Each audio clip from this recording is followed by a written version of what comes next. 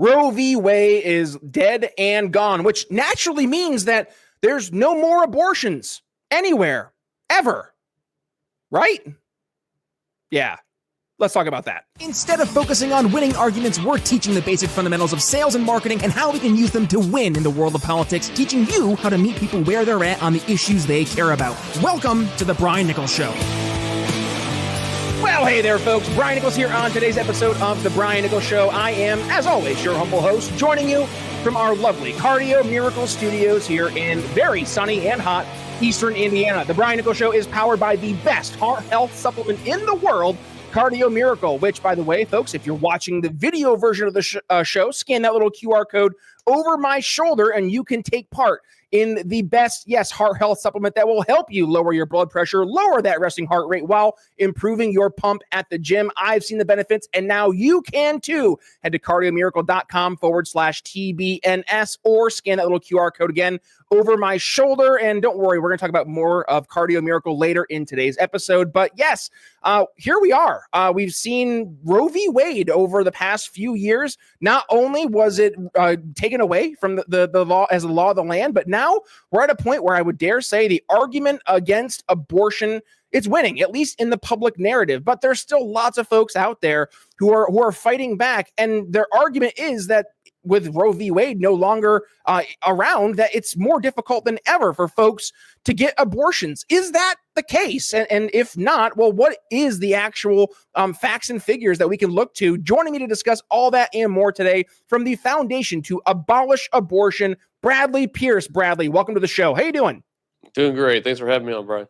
Likewise. Thanks for joining the show. Really looking forward to today's conversation because candidly, Bradley, this is a conversation we really haven't talked a super bunch I hear about in the show. It's something that I personally hold very near and dear to my heart. It's actually my sharing one of your clips over on Facebook that turned this whole conversation into an interview today, which I'm very, very thankful for because it is something that I really care about, especially as a new dad myself now for the past 2 years. The whole topic of abortion became less theoretical and more real. Like, for me, and I'm just going to put my opinions on my sleeve today, I am 1,000% pro-life. I do not see any argument in support of abortion, as a matter of fact, and I know we're going to dig into this today. I think everybody who listens to today's episode should be able to walk away saying, yeah, life does begin at conception. And that life inside the womb has as much value as any life outside the womb. But I'm just putting that out there to start the show. Before we dig into today's topic at hand, Bradley, do us a favor. Introduce yourself here to the Brian Nichols Show audience and tell us a little bit more about the Foundation to Abolish Abortion. Yeah, my name is Bradley Pierce. Most important thing about me is that I'm a Christian by the grace of God. And I'm also a father, husband to my wife, Cindy. We have 12 children. 12? 12. Actually, number 12 is due next week, actually. Holy cow. Congratulations. So we look forward to meeting number 12. And so very, very blessed man. And I'm also an attorney and work with the Foundation to Abolish Abortion. And we stand for equal protection for preborn children. We believe that all of them, from the moment of fertilization, we're all made in the image of God. And we should be equally protected by our laws. We think that's what God requires, justice without partiality. We think that's what the U.S. Constitution says. No person shall be denied equal protection of the laws. And so we think that's what we should be doing with our laws. And so we write legislation. We help with public policy. We do education all across the country on that issue. I'm still stuck on 12 kids. That's pretty darn impressive. I have some cousins out in British Columbia, and I know they have family sizes of 9 and 10, I believe, each respectively, rather. And I always thought they were a big family. And now you got cheaper by the dozen over here. That's pretty darn impressive. Good stuff. Are you moonlighting as Steve Martin in the next upcoming movie? No, definitely not. All right. Let's go towards today's topic at hand, Bradley, because abortion. I mean, this is one of those topics. You start having a conversation with anybody left of center, and I can almost guarantee you're going to get the steam, the proverbial steam coming out of their ears, right? This is a topic that is entirely built on emotion. And with that, a lot of, dare I say, flimsy narratives at best. And what I'd like to do today, before we go through and address some of the objections I'm sure you hear constantly as you're going out and fighting the good fight. Just kind of lay the stage here for us, or set the stage rather, lay of the land. That's what I was trying to get to. Like Roe v. Wade, and let's just start here. Roe v. Wade is no longer the law of the land.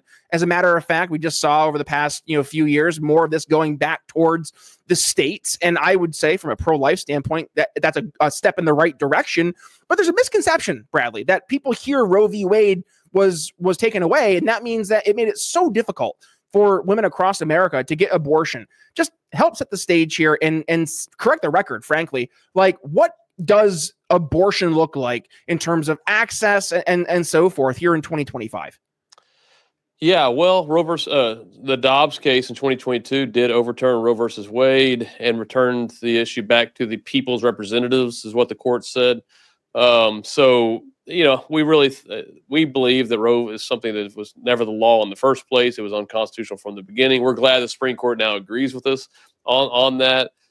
We wish that the Supreme Court had gone further and found under the 14th Amendment that a fetus, first person from fertilization, is a person entitled to equal protection. The court has not yet done that.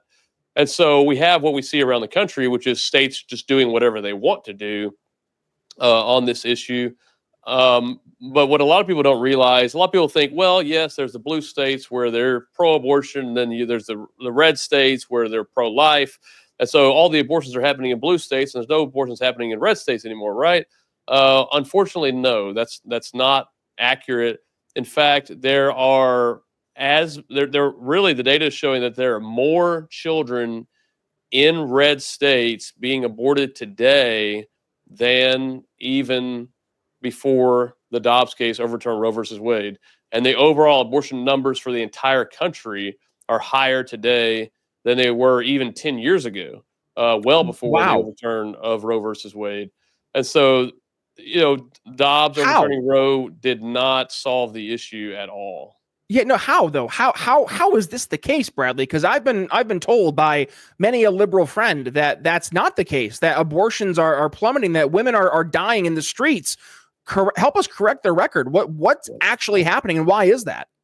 Yeah, what's actually happening is that there's about 13, 14 states, depending on who's counting, that have so-called banned abortion in Republican states, pro-life states.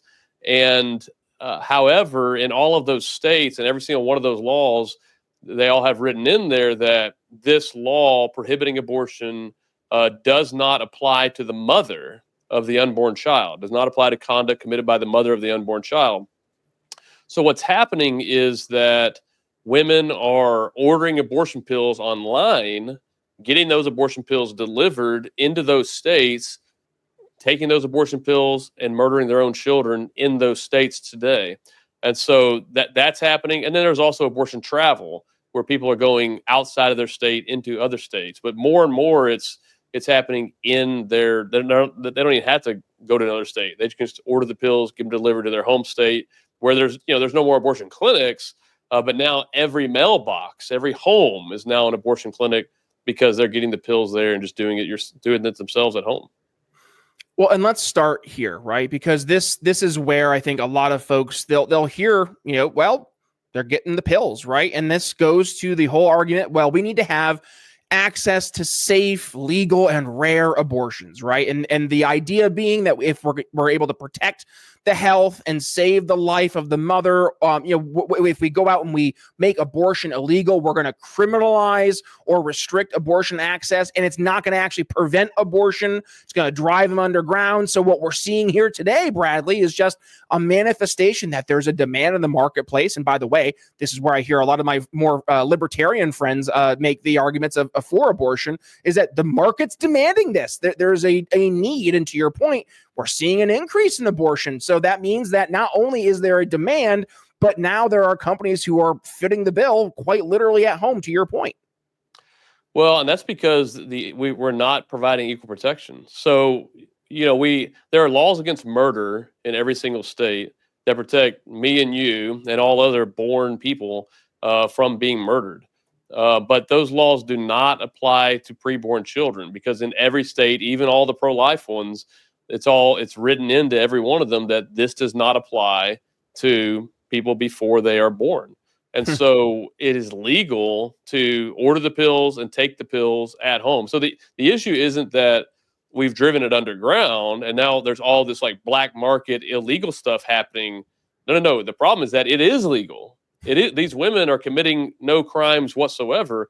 In fact, there was one case even in Texas where one prosecutor tried to prosecute a mom who had ordered the abortion pills and taken the abortion pills, murdered her child, tried to prosecute her for murder, but he ended up getting reprimanded and disciplined by the state bar, and then sued, and it's probably going to owe her a lot of money because she's the one who murdered her child, but he tried to hold her accountable, but the law said you can't do that. And so that's the case in every state around the country, that mothers, it is not illegal to order abortion pills to kill their own preborn children. As again, as long as you do it before they're born. Once they're born, all right, now we're all protected. But somehow before that, well, no, I guess, they're just victims, or for whatever reason, we need to let them get away with that. You work out, you lift heavy, you're eating clean, but if you're not seeing better pumps, better endurance, or faster recovery, it's probably because you're missing a critical piece. So your body depends on nitric oxide to help push blood, oxygen, and nutrients into your muscles.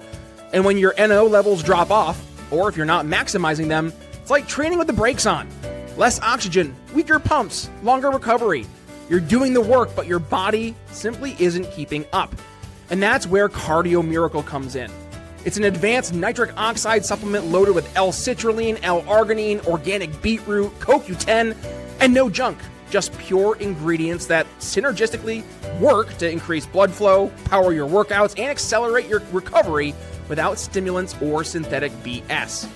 So if you want to make sure every set counts, just click the link in the show notes, scan that little QR code over my shoulder, or visit cardiomiracle.com/TBNS to feel the difference. And by the way, when you click that link, your discount will automatically be applied. Just look for Shopping with Brian Nichols at the top of your homepage. One more time, that's cardiomiracle.com/TBNS. And now, let's get back to the show. And this goes to one of the main arguments we hear, right, from more of our pro-abortion friends, where they will say, well, Brian, you're arguing about this unborn child. It's not a child. It's a clump of cells. I've heard this a million times. I've even heard people go as far to say it's not just a clump of cells, it's a parasitic clump of cells. Help us understand where that argument falls flat, Bradley. Oh, yeah. I mean, it's insulting, and it really is a pretty unintelligent argument, right? We're all clumps of cells, right? I mean, what is a clump of, all human beings are clumps of cells. And so it's how many cells do we have? Are we like quantifying cells here to determine value? So no, we're all clumps of cells, and it's not a parasite. It's a human being, right? A parasite is a different species that is, that uses you as the host. And this is a human being. This is called reproduction, and it's perfectly natural. There's nothing parasitic about it whatsoever. This is a new human being created in the image of God with infinite value because of that, and they deserve to be protected the same way as the rest of us. But Bradley, they're not conscious beings, right? Like it's only when they're conscious or they do this magical act of passing through the birth canal that makes them a quote unquote human, right? No, definitely not. We're human from the moment of fertilization. That's when we have unique DNA. That's when we begin to grow on our own without any, as long as we have the same things that all other human beings require from the moment of fertilization, we will grow just like anybody else. So as long as you have, oxygen, a safe place, shelter, and nutrients, then that baby will grow. And those are the things that all of us human beings need. And so, consciousness does not determine humanity. If someone's asleep, if someone's in a coma, someone's unconscious, that doesn't mean that makes them any less of a human being. That's not where our humanity is in our self-existence, right? In our DNA, and that begins at fertilization. So I've heard a lot of other pro-choicers make the claim that abortion might be, Bradley, the least harmful option in difficult situations, right? Like when maybe the pregnancy endangers the life of the woman, or there's cases of rape or incest, or severe fetal abnormalities, or even they're going to be born into a not so great socioeconomic situation. Is abortion the least harmful option in those difficult situations? No. What we have is, with a situation where the life of the mother is at risk, there are things that we can do that to save the life of the mother that may unintentionally result in the death of the child, but that's not really abortion. I mean, in a medical sense, maybe someone would call that abortion, but not in a legal or in the common use of the word sense, right? Abortion is intentionally terminating, a pregnancy because you don't want to be pregnant or you don't want to be a mom or what have you. So that's not an abortion. As far as the rape and incest, fetal abnormality, difficult circumstances, situations, we don't murder people just because of the circumstances of their conception. We don't say, oh, well, you were conceived this way, so therefore you're of less value. We can murder you. Or, well, your parents don't have enough money, or you're in a difficult situation, or you're going to be on food stamps. Right? We don't do that to born people. Right? That would be insane. And everyone would agree that would be insane, or most people would agree that would be. I would hope, yeah. Only the insane people would think that's not insane. But then when we look at these babies, we treat them completely differently. And it's because we've been programmed by the society that we live in to be bigots. And they think of them as subhuman. And that's how we've been indoctrinated in this country. And we need to, have our minds transformed to the truth. And that is what God says, and that life begins at conception. I have one of my good friends from college. She very much has been doom and glooming the handmaidification of America. And she believes full-heartedly that we are one step away from every woman walking around in the red cloak and white little bonnet, right? And she used the example, Bradley, of that truly, and it's tragic across the board. The case of the mother who was more or less brain dead. She was being kept on life support in Georgia, but she was pregnant. And they were using that example of, see, women are nothing but just little incubators for these little parasites. That's the argument I heard. Help my friend understand maybe where she went off the beaten path there a little bit. Yeah, absolutely not. I mean, it's interesting that the same people who are, bemoaning the handmaiding are the same people who support surrogacy, by homosexuals hiring a surrogate to birth their child for them, or IVF, people who there's all kind of issues with IVF practices that end up often intentionally destroying lives. And you have people who do find women and use women to birth their children through IVF and things like that. And that's like the people who are against the handmaid stuff all the times are supportive of all that. Yep. So this is an issue. This isn't an issue of devaluing women. To the contrary, this is motherhood is an extremely valuable thing, a gift from God, and we should value and protect women. And that's one thing that these laws, whenever they do not provide equal protection, not only are the babies not protected, but women are also not protected from being coerced into abortions. Because if it's not illegal, right? If we write into the law that, hey, the mom has total immunity, the woman has total immunity for murdering her child, well, now guess what? It's not illegal for someone to pressure her, as long as they're not forcing her, with threatening violence, right? But they can threaten her with pressure to get her to abort her child, and that's not good for women to be in a position where it's legal to pressure them into abortions. And so. But look around and just see who's supporting the handmaid stuff and who's not. You keep using the word murder, their unborn child, right? And I know that a lot of my more left-leaning friends, their brains are exploding as they're listening to this. Right. But help us understand, why are you consciously using that terminology in outlining what we're discussing here today? Yeah, well, murder is the intentionally causing the death of another human being. And so that's what almost all abortions are. There may be some that people, maybe they don't know what they're doing. Maybe it's more kind of a reckless or a negligent, kind of homicide. But most of the time, people know what they're doing, and they're intending to cause the death of that child, and that child is a human being, therefore that's murder. I mean, that's just a legal definition. Yeah, and I get so many folks who push back because they go back to all the arguments we heard earlier, right? Where, well, it's not human yet because it's not born. It's a parasite. It's a clump of cells.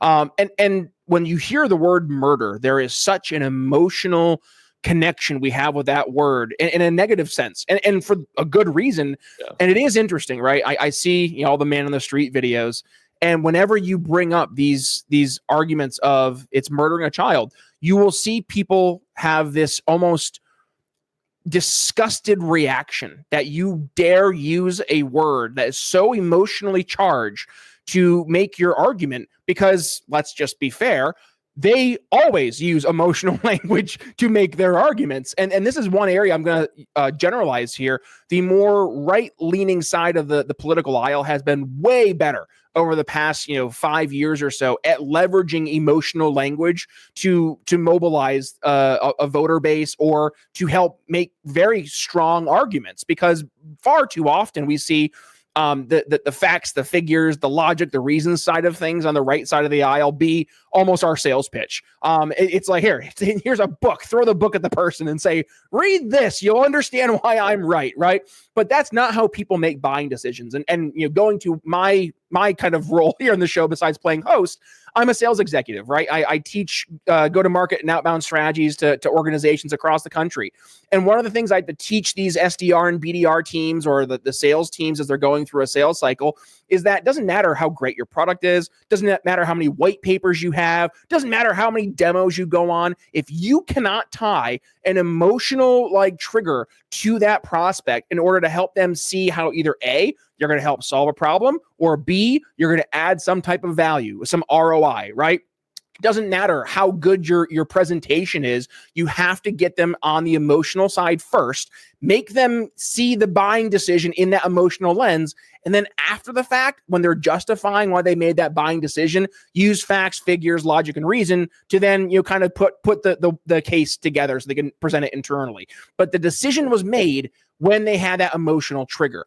And it's funny to see a lot of these folks who they use emotion all day long freak out when you have the man on the street interviews, because they're like, how dare you use that type of language? It's like, well, because we know it works, number one, but number two, we're cutting to the chase, right? We're not using the old tried and true arguments from yesteryear of the more anti-abortion, pro-life, abolition of abortion, which I'm liking that terminology more and more. Like right there, right? Abolition of abortion. When you hear that word abolition, there's an emotional tie to the 1860s of the abolitionist movement here in America being against slavery, right? So the lefty hears that and they're like, no, that's my word. That's the word I use to make people, do what I want them to do.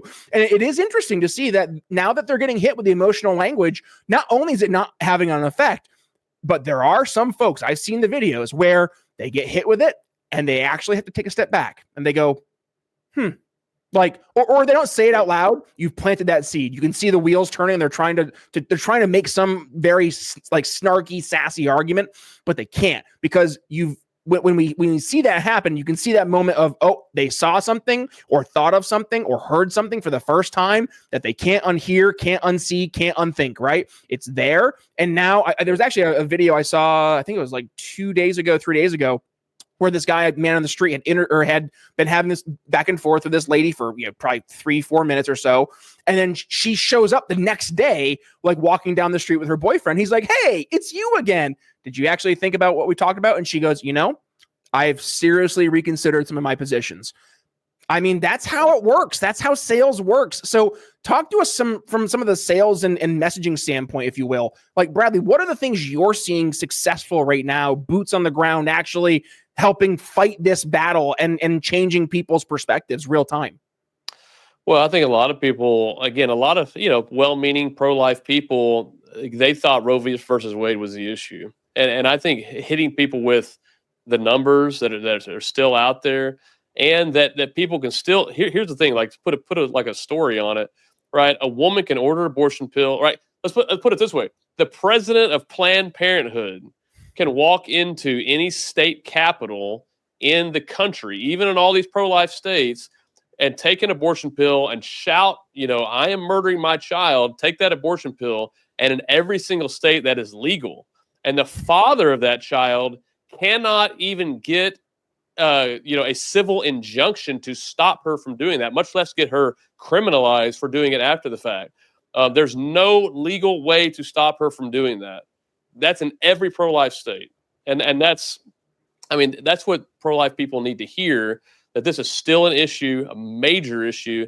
And it's really because a lot of the pro-life organizations, they are denying equal protection. They are writing immunity clauses into their bills. And that's why we don't call ourselves pro-life. We say we are abolitionists. We want to abolish abortion. We don't want to just regulate abortion like it's some kind of industry or healthcare or anything else. We want to abolish it as a crime, because that's exactly what it is. So I have three other objections that I hear. I'm just going to lump them together here because they all kind of are same church, different pew. One is the right to bodily autonomy, right? That a lot of these more pro-choice advocates argue that, hey, these ladies, they have a right to control their own bodies. Their pregnancy decisions should be their decision as the pregnant person and theirs alone. It goes into another argument that abortion somehow is a fundamental human right, and it's been happening forever, and that how dare we try to ban something that is more or less part of healthcare. And then going into women themselves saying, well, listen, if women are going to be part of our society, obviously they will be, then they should have the ability to choose whether or not and when they want to have children. And if they don't have that ability to choose from a healthcare standpoint, then they are second-class citizens because they are not afforded the same rights that their male counterparts are. So I know those were all kind of, they're on the same path, but they are generalized in the theme of bodily autonomy, women, being equal to that of men. So just help us kind of walk through that kind of argument that's made quite often. Yeah. First of all, on the bodily autonomy issue, you don't have the right to use your body to hurt someone else's body. That's number one, right? There's a body inside your body when you're pregnant that you don't have the right to murder them. You don't have the right to harm them. And also your bodily autonomy, you made a choice in most cases whenever you engage in reproductive activities. And so that's where you made a choice. Now people will say, well, what about rape and incest, right? Which is a very, very small percentage of cases, but they use that to justify all the rest. Well, again, even there is that child has a right. And that child has a right to be born. That child has a right to life. And your right not to be pregnant, if there is such a thing, doesn't trump that child's right to life. Because ultimately, the answer to this question is that actually no one has bodily autonomy, because there is a God in heaven who decides when life begins and decides when life ends. And he doesn't say that we are allowed to murder people just because they are inconvenient, no matter who they are or where they are. And that's ultimately the reason why it's wrong. And so getting to, as far as, this being some kind of fundamental right, show me that in history. Show me where this has been some fundamental right in a civilized society. It hasn't been until the 20th century considered that. And it's been illegal. And you even go look at the Hippocratic Oath from the Greeks from thousands of years ago, and it says, I will not. There's the do no harm that everybody's heard of, but it even says I will not produce a pessary, which is a abortion drug for a woman to kill an unborn child. Civilized societies throughout history has considered this barbaric. That doesn't mean that it hasn't happened. Yeah, there's been lots of atrocities and barbaric things that humans have done to one another throughout history, but that doesn't mean that they should be legal and certainly not celebrated. So a lot of what we've talked about today, I'm not going to say a lot, a good portion though, we've used much more framing from a religious standpoint, right? From a Christian religious standpoint. And a lot of folks will say, well, I don't want to live under your Christian theocracy, Bradley. Right. But I think there's a very strong, moral and legal argument, right? Against abortion as well. Could you help make that case as well? Well, again, I know I've keep bringing God into this, but ultimately, I think without God, we don't really have a standard for morals or for ethics. Absolutely fair, by the way. I mean, even consider, most of the Americas before, Christianity came along, we had people, It's not raining here. Throw Billy into the fire. Yeah. exactly. We had child sacrifice that was something celebrated.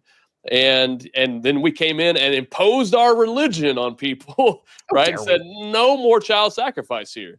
And so I think today, yes, I think we should be imposing our religion on people because God says murdering children should be illegal. Therefore, murdering children should be illegal. And so, I do think we have to tie it back to an ultimate standard, and that has to be God.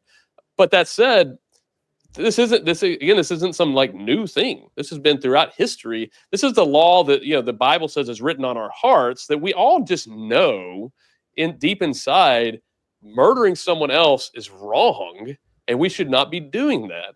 And we just do it because that's what we want to do. We don't want to have this child. We don't want to be pregnant. We don't want to be responsible for this child. And so even though in our heart of hearts, we know it's murder, we know it's wrong, nevertheless, we're still going to do it. Well, and that's where we have to have a standard of God that says no. And again, it's not just like this is some recent thing. This has been thousands of years of history that said this is wrong.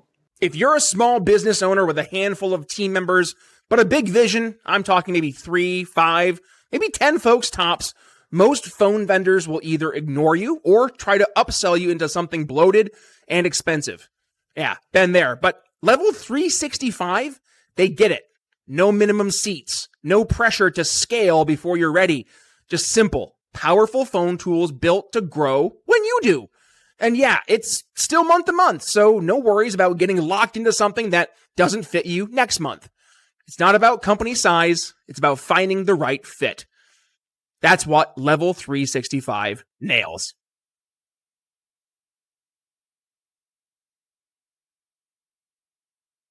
No, and you said, the kind of just instinctual understanding that it's wrong. I also think that's part of the reason why folks react in such a way, because you're calling them out. And like I heard, I forget who used the example, but like maybe it was Dave Smith was using this on his podcast, and he was citing somebody else. But anyways, it doesn't matter. How there was like an abortion doctor who was being interviewed, and the interviewer asks, "Well, Mr. Abortion Doctor, do you see any moral wrongs in abortion?" And they're like, "Absolutely not." And Dave says, "Yeah, you better be pretty darn sure that you are feeling that you are 100% safe in your position, because the alternative is that you're literally murdering tens of thousands of unborn kids, right?" So just if you have even an inkling of doubt, like, you can't say it, right? Because that opens the door to you having to acknowledge what actually has been happening.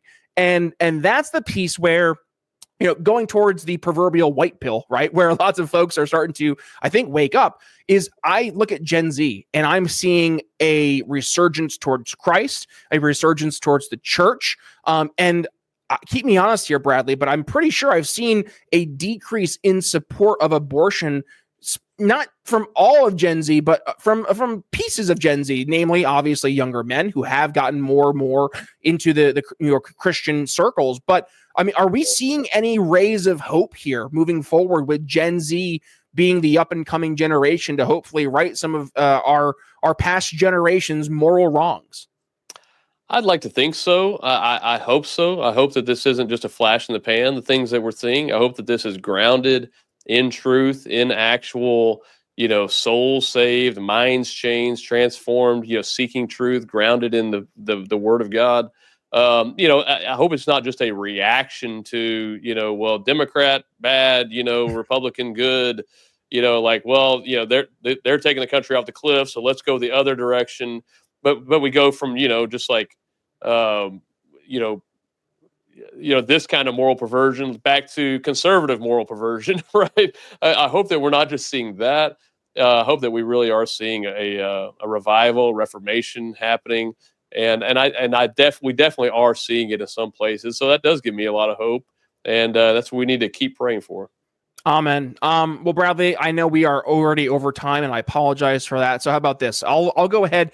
I'll abdicate my final thoughts today, and I'll just jump right over to you. Let's go ahead and have you bring us home today. What would be, if we're wrapping today's episode up in a nice, neat bow, what would you like the audience to take away from today's episode, whether they are already on board with the positions we've outlined here today, or if they're listening to today's episode and they are vehemently in the pro-choice camp? What would you want them to walk away from today's episode knowing?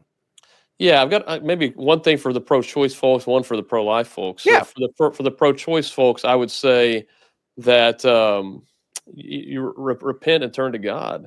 That go submit to God and submit to what He says about this.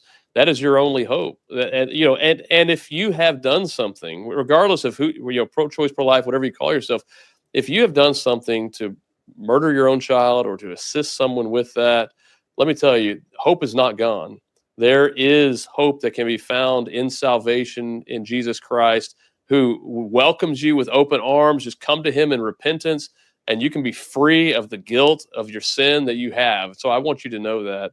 And for the pro-life folks, here's what I'd say very, very bluntly. Most pro-life organizations out there do not support equal protection. In fact, most of them are opposing equal protection. You can follow any of our stuff and you'll see that.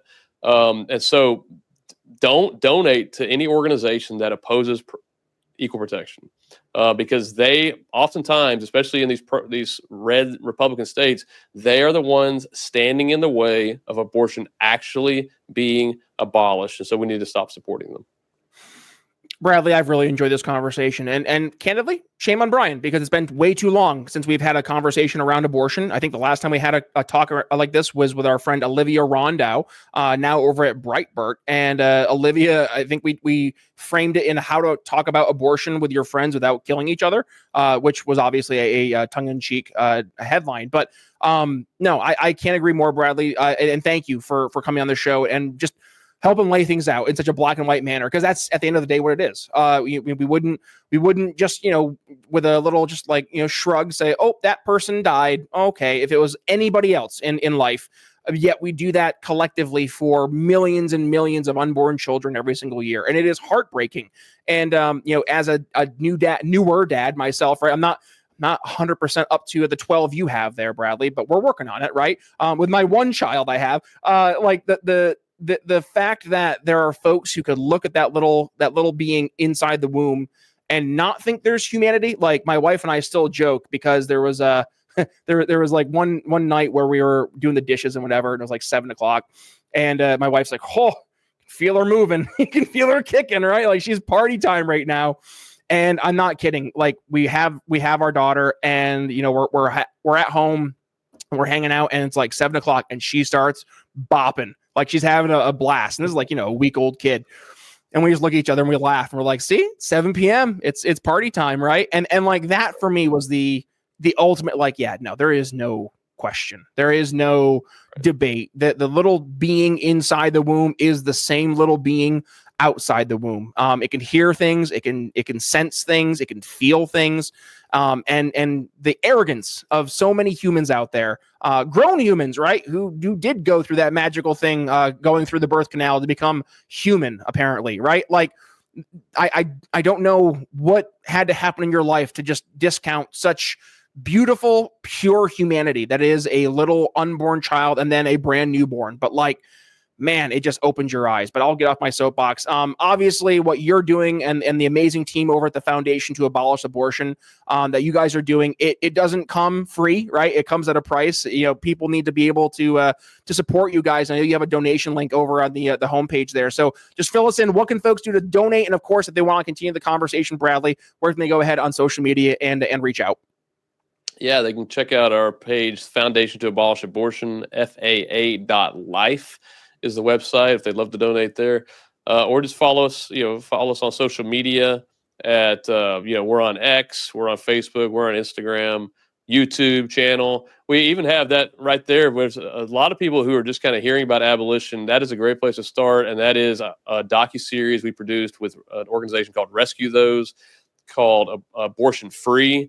You can check that out on our website, or go to abortionfree.com and you can watch that for free. Yeah, and then right here, like I said, top of the page, you can go ahead and hit that donate button. It'll bring you over to the donation page. 50, 25, $100, $1,000, whatever you guys can donate. It all is going to an amazing cause, and that is helping the littlest voices that frankly don't really have voices at all yet. It's giving them a voice. So with that being said, Bradley, I really appreciate you joining the show. Folks, if you got some value from today's episode, please do me a favor.